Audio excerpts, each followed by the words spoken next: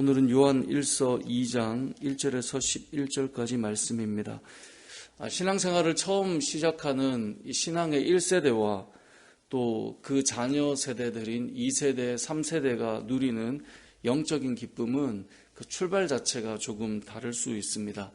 오늘 본문의 이 이야기도 그런 의미로 우리가 생각할 때 사도 요한을 비롯한 초대교회 1세대 성도들은 예수님을 보았고 가르침을 직접 들었고 또 십자가의 죽음을 직접 목격하였고 부활의 역사를 경험했던 자들입니다. 그러니까 이러한 1세대 초대교회 성도들과 그것을 보지 못하고 목격하지 못한 이제 AD 90년대에 이 편지를 쓰고 있는 이때 당시의 성도들은 영적인 기쁨을 누리는 방식이 조금은 어찌 보면 달랐을 것입니다.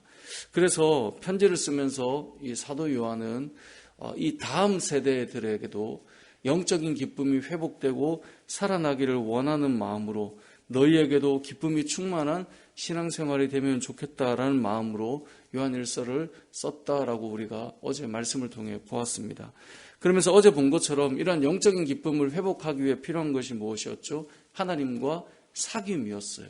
근데 그러한 사귐이 되기 위해서 필요한 것은 빛 가운데로 우리가 행해야, 어둠 가운데 있지 않고 빛 가운데로 행하며 나아가야 우리가 하나님과의 사귐이 되는데, 우리가 아무리 열심히 우리의 의를 드러내고 최선을 다하고 살아도 사람이 자기 의로만 계속 나가면 결국은 하나님께 닿지 못하는 자기를 보게 돼요.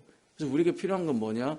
예수 그리스도의 십자가의 공로에 의지하여서 주의 보혈로 말미암아 하나님과 진정한 사귐이 시작된다라고 하는 것이 이제 우리가 어제 보았던 말씀입니다. 그래서 오늘 본문이 그 연속선상에 있는데 1절에 보면 나의 자녀들아 내가 이것을 너희에게 쓰면 너희로 죄를 범하지 않게 하려 함이라 라고 되어 있죠.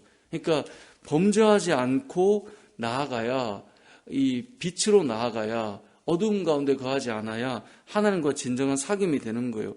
하지만 우리가 결국은 죄를 범하게 되죠.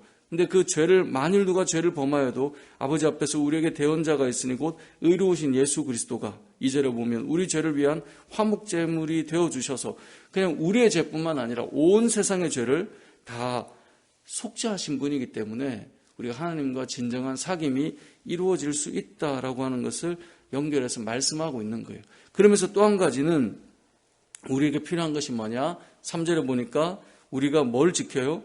그의 계명을 지키면, 그러니까 우리가 영적인 사귐이, 하나님과의 깊은 사귐이 이루어지며, 그래서 영적인 신앙의 기쁨을 누리기 위해서 우리가 빛 가운데로 가야 되고 우리의 죄를 사함을 받아 하나님 앞에 나아가야 되는 것과 함께 또 한 가지는 주의 계명을 지키며 말씀대로 살아갈 때 우리가 이 영적인 기쁨을 회복한다 이 말입니다.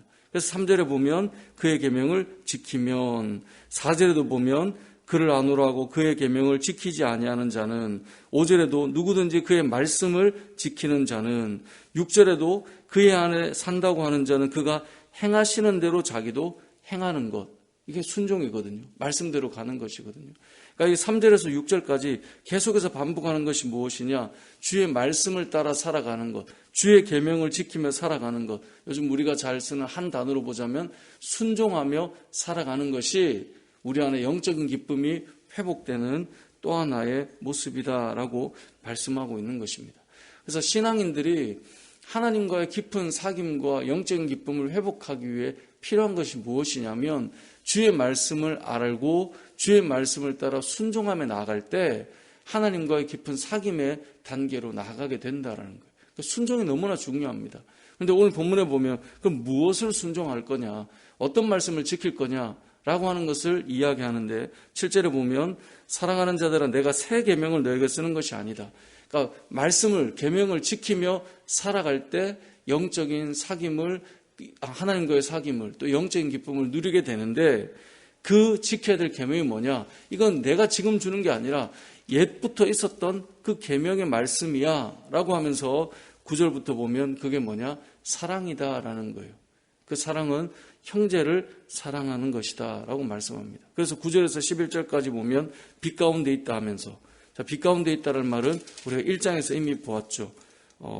하나님은 빛이시고, 그죠? 그렇기 때문에 우리는 어둠에 있지 않고, 그래서 1장 7절에 보면 그가 빛 가운데 계신 것 같이 우리도 빛 가운데 행하면 우리가 서로 사귐이 되는데, 오늘 본문 2장 9절에 보면 빛 가운데 있다 하면서 그 형제를 미워하는 자는 사실은 지금까지 어둠에 있는 것과 같다 라고 말씀하시면서 순종하며 나아가야 될 말씀이 뭐냐? 사랑해야 된다는 거예요.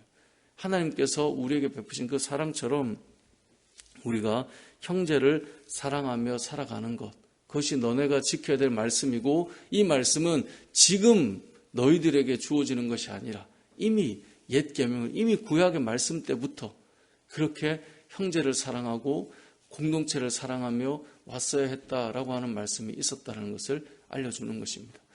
말씀을 정리해 보겠습니다. 이 요한 1서 말씀은 결국은 다음 세대가 교회 안에 있는 그 다음 세대들이 하나님과의 깊은 영적인 교제를 통하여 신앙의 기쁨을 회복하기를 원하고 있는데, 그러기 위해서 우리가 죄 사함을 입고 거룩한 삶을 살아갈 때 가능한 것이고, 또 한 가지가 오늘 본문의 말씀처럼 주의 말씀을 따라 순종하며 살아가는 것인데, 많은 말씀이 있지만 무엇보다 사랑해야 된다라고 하는 것을 우리에게 알려주시는 것이거든요.